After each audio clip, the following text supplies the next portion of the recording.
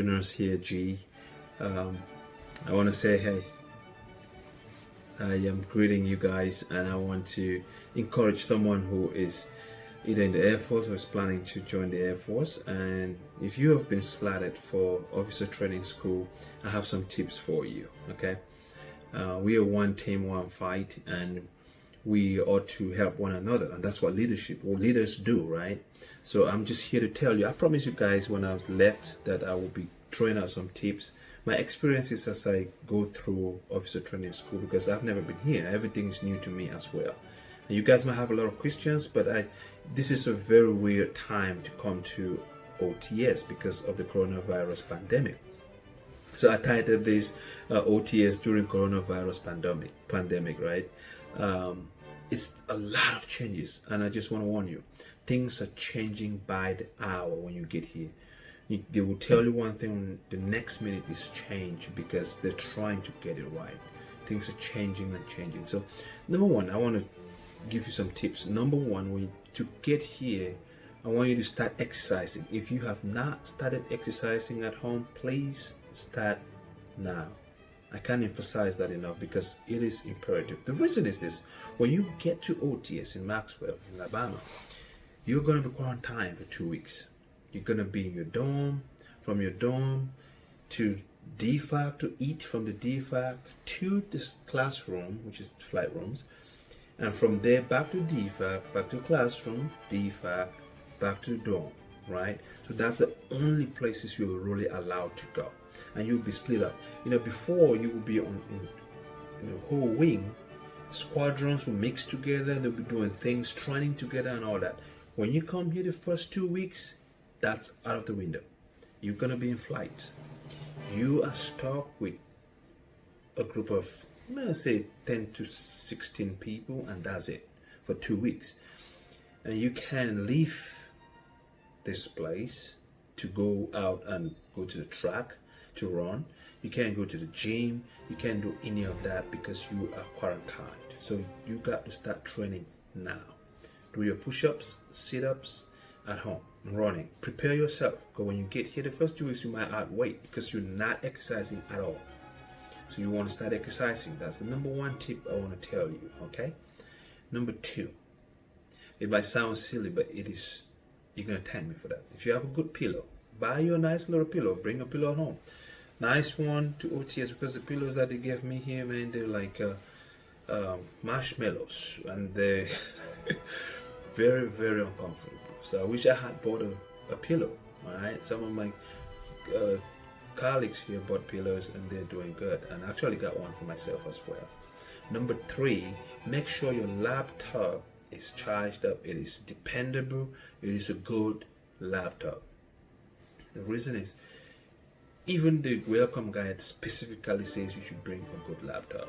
Don't bring anything that will break down, turn off when you need it most, and running out of battery every now and then. You need to get a solid laptop that will last you during the training period, because a laptop is your lifeline. Classes, most of them you get material online, PowerPoint. We have Canvas we're using, so you need a laptop. It's imperative that you use your laptop. Okay, make sure you have a good laptop. The second thing on the laptop is that you want to download Adobe Resder, because it will allow you to sign documents that are required for the program. If you don't have that, then you're going to have some issues. You might have to use your wingman's laptops in order to do that. Now you don't want to cross stuff because of the coronavirus right now. We're trying, the goal here is to prevent people from catching the virus, so everything is separate. Yes, we're using masks when we go to eat. And when you guys come here for the first 2 weeks, you are going to be using masks. That I can guarantee you that. Number four is that avoid civilian clothes. Do not bring civilian clothes, because that's just luggage you're going to be carrying around that you don't need. Since I've been here, I have not used any of my civilian belongings. Okay, and that's just, it's just waste. I brought those things down here and I can't use them. And every time I'm going somewhere, I have two brief suitcases, while the rest of the team is carrying one suitcase, and that's a lot of weight. Number 5 is that you bring a good, comfortable running pair of shoes. Because the first 2 weeks, you're going to be on those shoes every day. You're going to be wearing your PT gear in the morning, in the afternoon, and there's no OCPs. I mean, for at least that's what I went through when I got here. So make sure you bring a good pair of running shoes. It is imperative. Number 6, please try and get your name tapes ready. Go to the nearest Air Force base, get your name tapes on your OCPs, get your name tapes on your dress blues, get everything done. The reason I say that is when you get here, they're going to take you to AFIS. You are going to be standing for hours. The last experience I had, I was standing for 3 hours and my feet were burning, waiting for the rest of the team to come out before we could leave, because we move in flight. You don't just go anywhere by yourself, right? So if you have all that done, it saves you a trip and that stress, standing in AFIS waiting for adjustments and everything. Get that done if you can. Number 7, make sure you get sunscreen. Sunscreen is important because it is, when the sun is out here, it is burning. It's as if you are in northern part of Africa, trust me.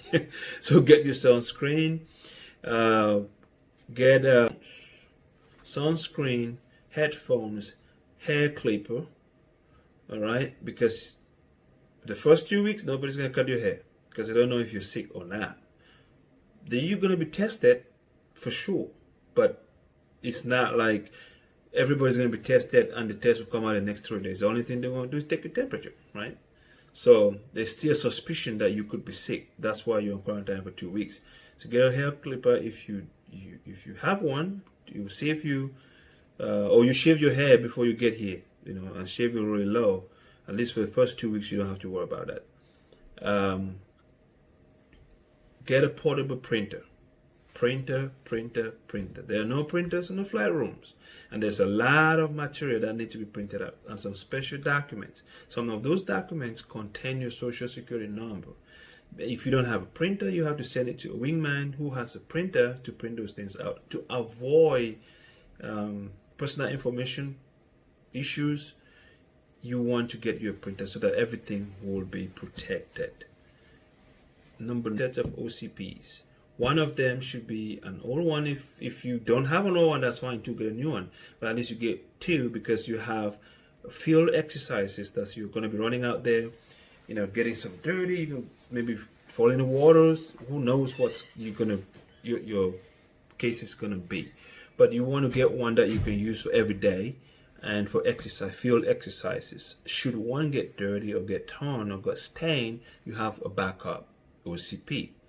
And make sure you get your name tapes. I say that one more time, right? I did mention that. You're going to need your headphones. In class, if your instructor allows it, it is important to block out all the noise if you're trying to study or concentrate, or in the dorms when you're trying to study, you need your headphones. So maybe you just want to watch a movie, downtime, if you have downtime, or you want to listen to a song, you need the headphones. You see, I have mine right here. Don't forget that. Bring your headphones with you.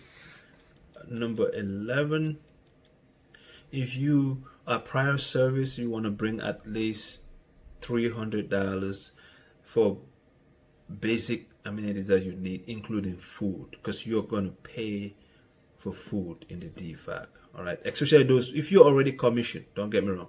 If you're a commissioned officer, you're coming here as a nurse, get at least $300 for food.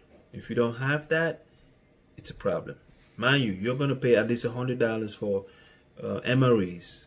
Everybody is given a box of MREs, and you have to pay for that. So and they only accept cash. All right, bring cash. While I wrap up with this, I want to give the academic part of OTS, because I think it's vital. Because to be very honest with you guys, I failed the first test, which is so much. I can't believe that I failed, because as an A student, I've always made good grades. And then to come down here and then pass the first exam, I was like, holy, like I couldn't believe myself. So there's a lot of techniques which I have gathered. You know, I want to share with you guys my experiences on how you can better prepare before you get here. So I'll be sending some links and everything when that video comes out for you to start studying. Okay. Buy flashcards if you have to. If you have access, you can actually Google the OTSMAN, download it, and start studying, start learning the Air Force song, the Airman's Creed, and all that good stuff. There's a lot of materials in the OTSMAN that you'll be tested for, so you can get that.